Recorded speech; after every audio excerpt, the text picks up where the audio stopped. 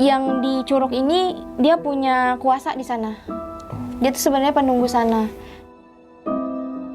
Kalau gue tarik masa silamnya ya, masa dia ngikut ke soto ini, memang anaknya tuh bener-bener ada di kualinya, Bang. Dan si pedagang ini berani menumbalkan anaknya sendiri.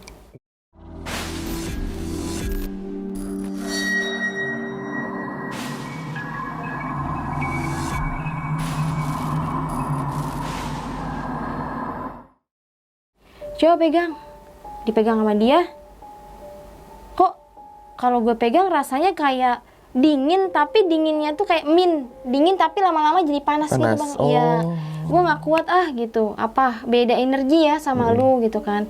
Dari situ tuh gue bingung, masa gue dari Curug dapetin benda-benda kayak gini, gue takutnya ketika gue dapet, yang gue tahu biasanya kalau udah dapet kayak gitu harus dikasih makan, Bang. Harus diempanin gitu. Betul. Gue nggak mau kayak gitu. Gue takutnya tuh musyrik gitu kan ya. Tapi ini batu kalau nggak gue ambil, gue takutnya malah gue nggak bisa pulang, ketuker sama si batu ini ya. Akhirnya gue kumpulin, gue taruh di plastik tuh, gue minta sama si Mamang, plastik es. Plastik es yang transparan? Iya. Mang, saya minta plastik deh taruh di sini gitu kan. Tapi jangan dikantongin, kalau bisa masukin di dompet gitu, dibilang mamangnya. Iya Mang, itu banyak banget sih bongkahan-bongkahan batunya gue masukin. Gue lipat-lipat, gue taruh di dompet gue. Terus kan kalau dompet zaman dulu ketutup agak ngelembung gitu kan. Ini nggak bisa ditutup, ya udah gue masukin situ. Terus gue bawa pulang nih, nyampe ke rumah, nyokap gue ngeliat nih, ini di dalam dompet isinya apaan sih Mai gitu kan. Kok banyak banget gitu. Mah jangan dipegang, kata gue gitu kan. Mama gue kaget terus langsung dilepas gini kan. Itu apaan sih gitu, masa lu habis pergi kayak gini bobo beginian gitu. Jangan apapun yang di luar, kalau misalnya lu kemana-mana jangan diambil gitu. Nyokap bilang gitu kan. Nggak apa-apa, gue ambil lagi kan. Abang gue kan yang kedua emang bisa juga. Dia bilang, ini isinya ular loh Mai, dia bilang gitu kan. Kalau emang cocok sama lu ya nggak apa-apa, tapi kalau nggak cocok bahaya. Kalau ular itu kan kalau misalkan ngikutin kita, kalau udah nyatu kepala sama buntut bahaya. Ya gitu. Jadi abang gue ini udah pulangin, maksudnya ini kalau memang dia nggak baik buat lo, simpen aja. Awalnya dapetnya di mana, dia bilang. Awalnya sih ngeliatnya di kamar mandi gitu. Yaudah balikin lagi aja nanti di kamar mandi kita, kan tempatnya sama, mungkin adem atau gimana gitu kan. Gue taruh tuh Bang di kamar mandi. Nyokap gue lagi nih yang nggak ngeh lagi, ini batu apaan sih, kata nyokap gue gitu kan. Dia nggak ngeh kalau tadi tuh batu yang jatuh tuh batu itu. Dipegang lah sama dia, pingsan langsung nyokap gue. Jatuh itu juga di kamar mandi? Iya, jatuh di kamar mandi. Itu sekeluarga gue udah panik semuanya. Dia bilang, ini gara-gara apa sih ke kamar mandi, awalnya biasa-biasa aja. Terus digotong tuh sama abang gue. Kan udah gue bilang, kalau begini-begini aja diambil. Abang gue udah marah kayak, ya udah terus gimana masa gue mau pulangin ke sana lagi gitu kan. Terus mama sih lagian kalau ada apa-apa tuh selalu aja langsung dipegang. Abang gue udah ngoceh-ngoceh gitu kan, karena udah panik juga. Nyokap gue tuh bangun langsung, kenapa sih gue tuh mau ngikut sama lu, tapi kenapa lo nggak mau? Nyokap gue langsung marah kayak gitu Bang. Iya gue takut kan. Iya tapi jangan kayak gitu caranya gitu kan. Masa nyelakain keluarga gue sendiri gitu kan. Enggak, gue nggak kenal nih sama dia. Dia nunjuk ke badannya nyokap gue sendiri. Nyokap gue nunjuk ke badannya nyokap gue sendiri gitu kan. Terus ya udah maafin ibu saya, mungkin dia nggak tahu, gue gituin kan. Terus udah selesai nyokap gue kemasukan, terus disadar, pusing banget Mai, mama megang batu itu. Sama Bang apa yang dirasain sama gue ketika gue ngambil. Oh iya. Pusing. Jangan kasih mama kayak gini-gini deh, dia bilang kayak gitu kan. Terus besokannya tuh gue nanya ke abah gue gue bilang, bah ini habis main ke Curug kok dapet kayak gini batu gitu kan, coba fotoin, kata abahnya gitu kan. Terus gue ngirim fotonya ke saudara gue karena memang abah gue nggak punya handphone, jadi perantaranya ke saudara gue kirimin foto ke saudara gue. Terus abah gue bilang, udah nggak apa-apa disimpan aja, kalau pengen tahu sosoknya apa coba malam ditirakatin. Abah gue bilang ditirakatin, di ibaratnya kita tuh pengen perkenalan, ini sosok apa sih yang di batu ini gitu kan. Akhirnya gue dikasih tahu nih sama abah gue caranya, yaudah rukiah aja batunya gitu, di rukiah mandiri. dikasih tahu sama abah gue bacaannya tuh gue catet kan. Gue catet, terus dia juga ngasih kayak amalan tapi pakai bahasa kitab kuning. Oh, kitab kuning. Iya, kitab kuning. Dan itu gue juga nggak paham sih baca kitab kuning tuh kayak gimana. Gue nanya nyokap gue, sama nyokap gue diartiin kan. Nih bacanya gini, ditulis sama dia. Akhirnya malam gue tahajutin bang. Gue tahajutin, gue pegang tuh batu, gue taruh depan. Gue bilang, ya Allah, saya ini bukan mau percaya sama benda-benda kayak gini, cuma pengen tahu aja ini tuh sebenarnya dalamnya apa. Kalau memang ada sosok khodam di dalam batu ini, tolong kasih tahu, gue bilang kan. Terus gue pegang batunya itu, tangan gue langsung geter semua bang. Itu bener yang gue lihat sosoknya ular, pakai bajunya hijau. Jadi setengah nih manusia, terus ke bawah tuh ular semua. Jadi dia tuh bener-bener kayak ya ular gitu. Gimana sih ular? Kan kalau begini kan kepala ular begini nih, tapi dia nih manusia gitu. Tapi dia bawahnya melengkung. Dia berdiri depan gue begini, terus dia jalan ke samping gue. Karena kalau sepenglihatan gue ini, khodam itu nggak ada di depan kita, tapi di samping atau di belakang. Dia tuh ke samping gue. Dan setelah gue ritualin itu, dia masuk ke gue bang. Terus gue abis sholat, gue pingsan. Itu sampai pagi nggak ada yang tahu kalau gue pingsan. Ditemenin sama dia. Nyokap gue tuh bilang kalau gue sholat tahajud ketiduran. Oh, sangkanya gitu. Iya, padahal gue ini bener-bener dipinjem raganya sama dia buat perkenalan. Gue ini, dia menceritakan sih asal usulnya dia gitu. Jadi yang di Curug ini dia punya kuasa di sana. Dia tuh sebenarnya penunggu sana. Tapi karena aura gue mungkin ya, dia lihat aura gue beda sama yang lain, dia tuh karena tertarik. Karena gue di diri gue ini banyak sosok khodam yang ikut di belakang gue gitu. Jadi sampai sekarang gue bikinin itu jadi gelang atau jadi kalung, gue tuh harus tanya dulu ke dia. Dia suka enggak gitu kalau gue bikinin kayak gini. Dia bilang nggak apa-apa, tapi jangan sampai dibawa ke kamar mandi lagi. Dia nggak mau dibalikin ke kamar mandi lagi. Iya. Karena kalau dia ibaratnya gue bawa, gue pakai, terus gue bawa ke kamar mandi, sama aja kayak gue tuh mau ngusir dia. Gitu. Terus gue bilang, nanti takutnya kalau gue amit-amit nggak ada umur kan, nggak ada yang tahu gitu gue punya kayak gitu. Gue nggak mau. Gue bilang, dia ini punya perjanjian sama gue. Awalnya gue tirakatin, dia kan minta syahadat. Gue syahadatin dong. Terus gue janji ke dia, kalau misalkan ibaratnya gue udah nggak ada umur, lu pergi aja, nggak usah ngikutin gue dan menyusahkan gue gitu kan. Dia sih udah mengiyakan gitu, dan keluarga gue pun udah tahu kalau misalnya gue kenapa-napa, ya gue punya pegangan, gue memang gelang itu doang. Tapi gelang ini setiap gue sholat tahajud tiap malam, gue ini alhamdulillah nggak pernah. Ibaratnya ya walaupun guanya kayak begini, tapi ya masalah sholat jangan pernah ditinggal lah gitu. Iya. Jadi setiap malam kalau gue mau komunikasi sama yang nempel di gue, ya gue harus tahajud. Tahajudan dulu baru bisa. Iya. Gue harus tahajud, gue harus bisa komunikasi, karena nggak sembarangan. Kalau pemikiran orang tuh setiap hari gue lihat mereka komunikasi gitu kan. sama Yang mereka. awam kan gitu kan kayak. Padahal tuh kalau kita bicara tentang dunia spiritual tuh nggak kayak gitu. Kita ada tata caranya juga untuk berkomunikasi sama mereka. Dan alhamdulillah mereka yang ikut gue ini masih ada kayak silsilahnya tuh waliyaullah lah. Jadi ibaratnya orang-orang tokoh-tokoh yang nggak sembarangan gitu. Jadi nggak tiba-tiba gue komunikasi langsung sama mereka, enggak. Jadi harus ada. Ya mereka mintanya kalau gue komunikasi sama mereka harus di jam-jam tahajud. Itu nggak boleh lewat dari jam 1 ke bawah. Jadi gue harus jam 12 atau jam 1. Dan itu kalau gue mau komunikasi sama dia, gue itu harus wangi. Ketika gue mau sholat tahajud, gue harus pakai wangi-wangian. Dan dia suka banget sama gaharu. Ya kayak dupa. Gitu. Gue bakarin itu di situ, terus ya adalah cara gue buat memanggil dia. Dan ini ada lagi satu sosok baru yang ikut gue, itu gue dapet dari di situ. Jadi abah gue ini punya teman sama-sama sedunia spiritualnya.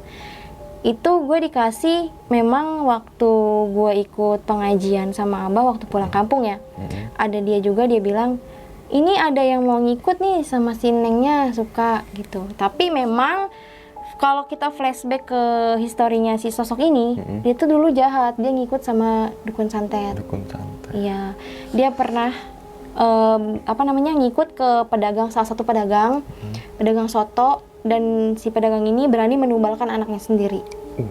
Itu cerita lagi tuh bang.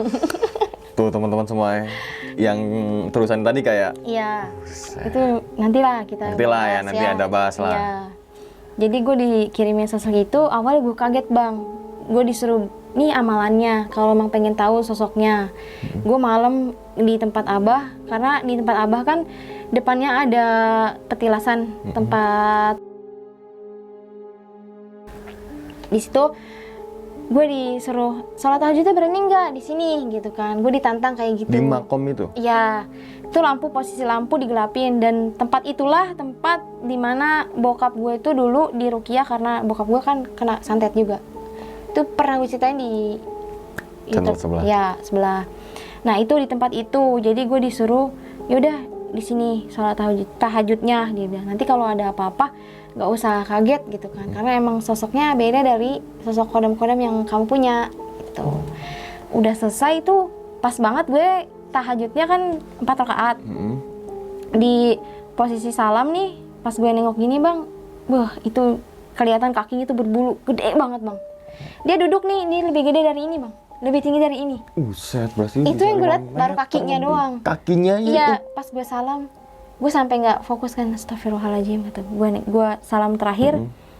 Gue aduh berani nggak ya, gue nengok nih, gue takut banget gitu kan. Yaudah gue coba karena gue penasaran gitu. Gue nengok ke belakang, gue sambil syahadat, gue lihat ke atas, astagfirullahaladzim, itu bertanduk bang.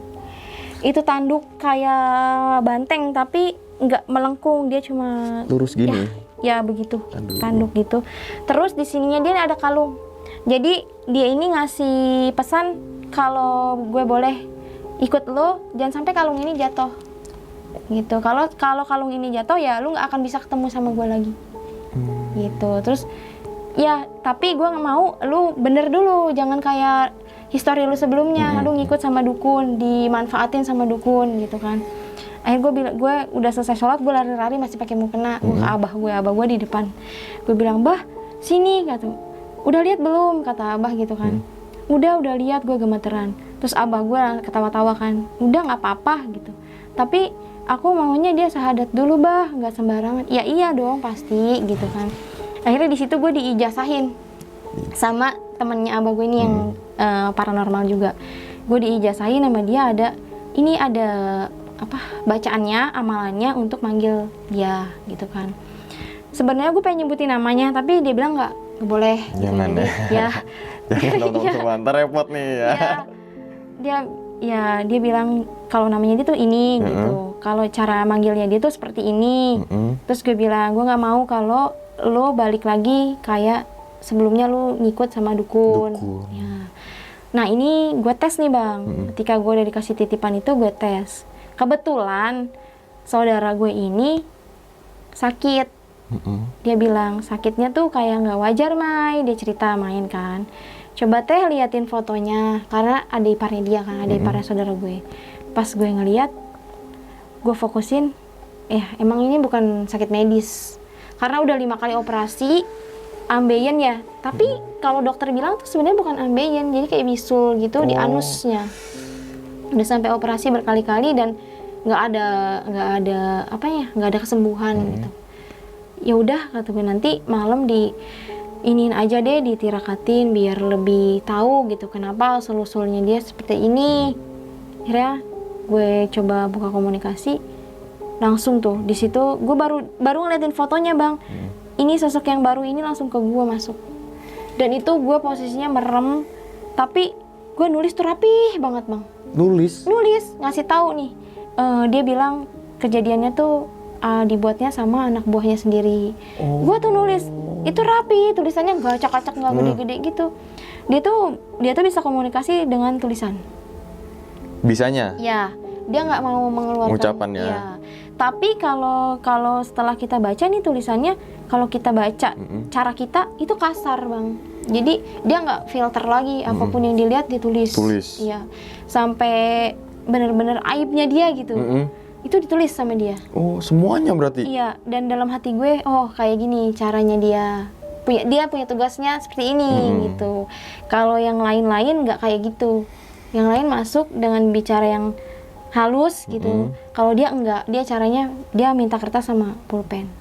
Itu rapih banget. Disitulah komunikasinya dia. Iya, itu gue tahu oh sosoknya dia kayak gini. Dan keluarga gue nanya, emang dulunya ngikut siapa gitu? Kok bisa sampai ilmu hitam tuh dia hatam banget bang.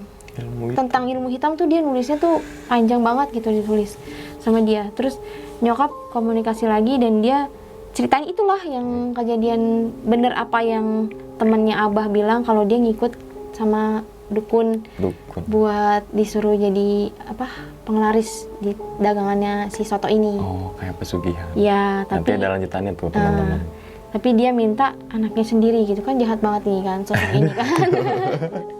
Dan emang kalau gue tarik masa silamnya ya, masa dia ngikut ke Soto ini, memang anaknya tuh bener-bener ada di kualinya bang. Sorry, di kuali soto kan gede tuh kak. Iya kan, kuali soto itu kan ada gini, ada ininya nih, pinggiran yang lebar gitu kan gedenya. Iya kalau orang yang bisa melihat itu di dandang itu ya ada anaknya. Tega banget nggak sih ya? Anaknya sampai sendiri anaknya ya? sendiri dimasukin kayak gitu, dimasukin ke gitu. Kuali itu. Gue takutnya dia marah sama gue terus dia berulah, takut ke keluarga gue juga kan. Makanya ya gue nggak boleh ya lengah-lengah dari ibadah sih sebenarnya. Kalau orang lain kan banyak yang bilang, kak gimana sih caranya punya kodam gitu. Iya kan banyak tuh kak, banyak nanya-nanya ya tuh, kan? saya pantengin tuh Gitu, kan. iya. Gimana sih cara punya kodam gitu. Terus sebenarnya gue sendiri aja kalau bisa nolak gue tolak, karena tanggung jawabnya berat banget. Tuh. Jadi ya pelajaran dari awal gue naik ke Curug sampai ke bawah, ya itulah yang gue dapet. Itu sampai sekarang masih gue jaga batu itu. Berarti 13 tahun. Iya, masih ngikut sama gue itu masih gue jaga lah ibaratnya. Sampai sekarang kayak masih maksudnya dalam bentuk wujud batunya tuh masih ada ya. Iya. Setiap gue ajak ke tempat petilasan, responnya dia sih mau gitu gue ajak bang. Oh mau? Iya, tapi waktu ke pantai selatan? Iya, Gunung Kidul ya. Bukan. Oh, yang selatan. di ini Pandeglang. Pandeglang. Bukan. Pandeglang Sukabumi. Iya. Pantai Selatan Masono Jogja. Yang di Sukabumi itu dia nggak mau bang. Waktu gue ke petilasan. Ini tuh gue lepas. Jadi dia minta dilepas ketika gue masuk ke situ. Nggak mau dia. Nggak tahu ya dia punya sejarah apa sampai dia nolak gitu, nggak mau. Itu gue titipin ke kayak penjaga yang tiket. Pak, saya titip di sini di atas kotak amal, jangan dipegang, jangan disentuh, katanya. Karena emang itu kan udah malam kan posisinya. Oh iya, nggak saya apa-apain gitu kan. Tapi lain kali jangan pernah bawa-bawa benda-benda kayak gini ke sini gitu. Ya mungkin dia menghargai juga kali ya sosok yang ada di makomnya itu. Ya jadi sampai sekarang emang jarang gue pakai sih. Gue taruh. Jarang dibawa juga kayak. Iya. Paling kalau gue mau tes doang nih, tempat ini cocok nggak bawa ini gitu. Dan pas yang gue mau penelusuran itu, gue ke TKP, gue bawa itu dan dia nggak mau.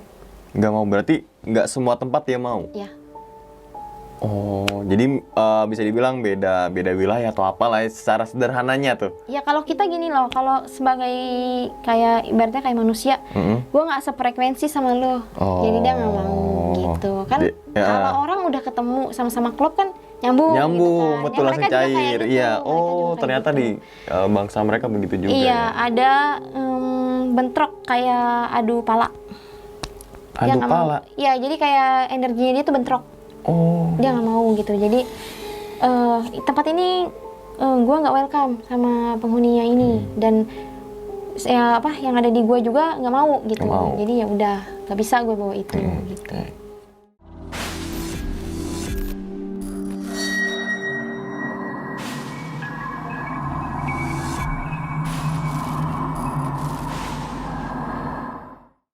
Nah itu teman-teman semua cerita dari Kak Maya ketika melakukan trekking kayak ke Curug Ciberem nih.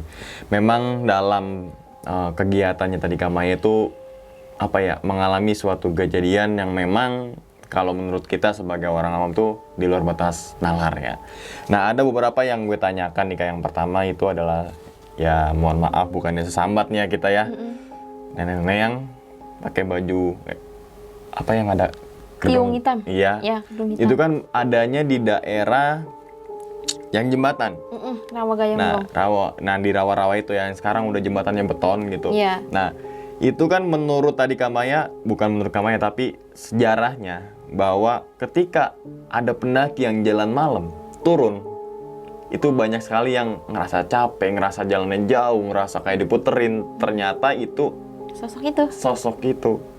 Jadi nggak banyak juga kan Kak yang bercerita ya, bahwa ketika habis turun dari gede nih, ketika di rawa kok lama banget gitu kan. Gue juga begitu, pernah Ngalamin kan? ngalamin, kok lama banget ya. Oh mungkin gue capek kali, ditambah lagi malam. Ya. Oh. Jadi nih ya, kalau misalnya para pendaki atau yang berwisata ke sana, kalau emang udah capek mending istirahat dulu, jangan terusin jalan gitu. Karena memang dia tuh lebih cepet, karena kalau kita lagi capek, nah dia tuh cepet banget kayak mainin apa namanya, pikiran kita Pikirannya. gitu. Iya, jadi semakin kita percayai kalau, duh kok lama banget ya nggak nyampe-nyampe, jangan-jangan kita dibawa keder gitu. Nah itulah disitulah perannya dia setan masuk keder. gitu. Iya, jadi Ternyata bener tuh teman. pernah lihat story gue kan Bang yang gue lingkarin Iya. nenek-nenek. Iya, Nah, itu kan di rawa tuh. Iya. Nah, dia nongol tuh palanya. Iya, itu emang hidungnya mancung kayak nenek sihir gitu lah ibaratnya. Dah. Tapi kecil. Nah, itu dia. Iya, Baru mau tanyain kok pendek. Sebenarnya bukan pendek, tapi dia lebih ke Bungkuk. iya gini. Lehernya dia tuh ke bawah gitu, dan ininya tuh melengkung gini. Jadi bener-bener kayak nenek sihir. Dia pakai baju hitam. Kalau gue lebih lama lagi di situ, itu ada sosok juga tuh kakek-kakek berdiri, tapi kepalanya nggak ada. Jadi.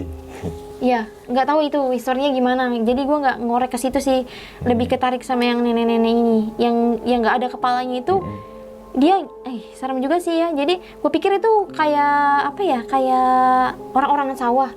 Tapi oh iya, kayak tapi orang bukan orang-orang sawah gitu. Memang bentuknya kayak gitu. bentuknya kayak gitu kan, nggak ada palanya iya. gitu.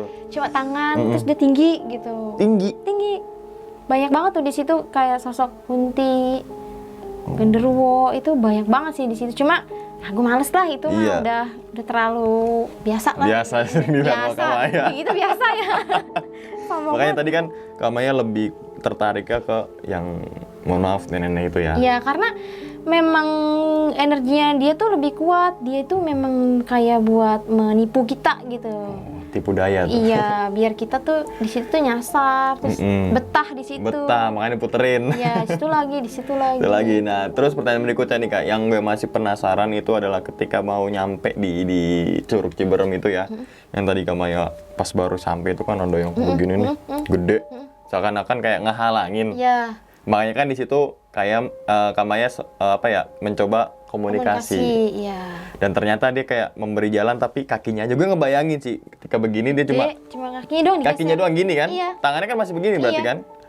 Jadi kalau kayak orang nih main ke rumah temen ya, kayak yang penghuninya itu kayak bilang, lu mau ngapain ke sini gitu, nyari siapa Nyari gitu. siapa. Ibaratnya itu seperti itu gitu, penjaganya di depan ini gitu. Itu gue kaget banget, gede banget tuh sosoknya. Gede, tinggi tadi ya, hitam. Itu sebenarnya kalau kita lagi hilang fokus, di situ juga sering kayak kedengeran suara-suara gaduh, padahal mah kakinya dia. Berarti dari kakinya dia Iya, oh, emang gue kan ngebayang gede banget sih. banget. Iya, yang gue ngebayangin sih jarinya. Itu sering kedengeran suara-suara gaduh gitu. Ternyata dari, ya mungkin dari sosok itu kayak. Oke, terus kita bahas yang batu nih Kak. Sedikit aja, kita bahas sedikit aja. Nah, Kamaya kan sebenarnya nggak ke air terjun itu bukan untuk bermaksud mencari sesuatu kayak Iya. tadi kan cuma refreshing aja gitu kan, nggak sengaja juga, gitu, nggak prepare juga. Dan ternyata yang menemukan batu pertama itu bukan di tempat air terjun tapi di WC sebelah kiri tuh. Karena di WC situ kamar mandi ya, itu kan ada bak kayak semacam dari semen tuh, Iya, betul. dan itu cuma bukan di dalamnya teman-teman semua, tapi di sampingnya tuh kan ya. Iya, jadi kayak orang naruh ketinggalan Nah, gitu. kayak naruh sabun tuh biasanya di WC umum Iya. tuh, di samping tuh. Oh. Gitu, kayak gitu. Dan yang pertama kali Kamaya lihat itu tuh batunya segede mana nggak? Yang pertama ya? Yang pertama tuh kecil kayak batu liontin, kecil. Oh. Kecil banget segini ya ada kali ya, seujung. Tapi itu jari. nggak presisi ya? Enggak, bentuknya enggak bulat gitu, enggak kayak batu, enggak Ya jelas. pecahan aja gitu Iya, ya. Oh. kayak pecahan gitu. Dan yang kedua, yang apa ya? Jadi ada batu di bawahnya itu kan lubang tuh kan? Iya. Itu kan karena Kayak orang dibuat gitu, kayak ditanam gitu. Iya. Dan itu kan kalau kita tanam ke apa ya, ke lubang itu pasti ada celah nih. Nggak Iya, ketutup full. karena batunya lebih kecil dari dimensi Dari lubangnya. lubang. Iya. Dan ternyata Kamaya melihat kayak semacam sinar hijau tadi ya. Hijaunya tadi Kamaya bilang bahwa nggak bisa dideskripsiin, pokoknya kayak hijau Iya, sulit apa banget ya? hijaunya terang, Mm-mm. tapi tuh silau gitu kena mata. Gitu. Nah, pas gue jalan kan nggak gue ambil dong, nggak gue ambil dulu. Dia manggil, itu yang manggil berarti dia. Iya, yang pertama kan tadi Mai, Iya. gitu kan? 2 kali Sampai manggil akhirnya, nama doang, sampai nama iya. panjang gue dipanggil gitu, teriak dia, Mm-mm. kayak gue tuh, kok lu sombong banget sih gitu, dipanggil kayak nggak nengok-nengok gitu kan. Pas gue nengok, set masuk langsung ke Masuk gue, langsung udah. sambil nunjuk. Nah. Kamayanya. Nunjuknya tadi berarti ke arah kamar mandi tadi kayak? Ke batu dong, kan gue pingsan nggak jauh dari batu. Oh ya, ke arah batu yang Iya, dekat batu yang itu. ada lubang batu itu. Oke, nanti kita ulas yang ketika sampai di rumah nih. Yang kejadian gue apa ya? Gue penasaran itu ketika orang tua Kamaya, yang nyokapnya kayak ketika di kamar mandi ternyata dia nunjuk diri sendiri tuh. Iya. Gitu kan? Pingsan ternyata berarti apa ya? Yang ngomong itu yang ada di penghuni dalam batu itu iya. ya. Bahwa tadi apa, Kak? Sebenarnya sih nyokap tuh beruntung banget pas jatuh di kamar mandi, kepalanya nggak langsung pentas Oh iya, biasanya gitu kalau kamar mandi kan kayak Iya. apalagi orang tua, Gue betul. takutnya ketika dia jatuh di kamar mandi, dan yang di kamar mandi kan memang banyak banget kan Iya. sosok-sosok itu. Orang Pak Malinya meninggal di kamar mandi karena jatuh gitu. Betul. Gue takutnya itu, dan dia bilang nggak mau ditaruh, nggak mau dipegang sama yang lain. Terus dia nggak mau ditaruh di kamar mandi lagi karena sama aja kayak ngebuang dia gitu. Dan kamar mandi kan tempatnya najis ya mungkin. Iya, betul. Dia nggak Kotor mau lah. ya ditaruh di situ. Dan ya salah gue juga sih gitu, karena balikinnya nggak sopan, main langsung taruh di kamar mandi. Oke, dan ini juga si sosok yang penghuni batu itu apa ya? Semacam komunikasi itu hanya di sholat tahajud tadi kan? Iya. Biasanya kan orang-orang kayak biasa, gue pengen komunikasi sama nih, Iya, langsung tuh, langsung. drek gitu kan. Tapi ini enggak, dia sholat tahajud dulu. Enggak. Dan ternyata pas habis sholat tahajud, barulah Kamaya ini mengetahui kayak Iya. apa isi Jadi ketarik lah dimensinya dia. dimensinya, dan gue ngebayangin banget sih kepalanya itu kayak berbadan manusia, sedangkan ke bawahnya tuh ekor yang ngelingkar gitu. Teman-teman bayanginnya kayak ular kobra gini kayak. Iya, kayak ya ular begini. Iya gini ya, tapi Iya, ini tapi kepala. Iya. Oke. Tapi beneran dia tuh kalau diem dia bener-bener kayak ular. Jadi lidahnya dia tuh pun lidah ular. Oh, lidahnya lidah ular. Iya, tapi sosoknya Manusia setengah badan. Iya. Oh. Dia punya tangan juga. Punya tangan juga. Kirain gue gini Kak, cuma Enggak, pala doang nih enggak. Kak. Dia ada tangan. Jadi kakinya dia itu kaki ular, tapi tangannya tangan manusia. Segini. Setengah badan ini ya. Ya. Oh, gue ya. Tadi mindset gue cuma badan segini nih Kak. Cuma apa kepala sama badan ini doang, nggak punya tangan, ternyata punya tangan juga kayak. Iya, di tangan. Dan ya kita nggak mau singgung yang terlalu dalam masalah itulah ya, kita skip aja yang masalah itu. Oke Kak, terima kasih banyak nih Kak ya, sebelumnya udah mampir. Ini juga sebenarnya atas permintaan request teman-teman nih, ya Kak ya.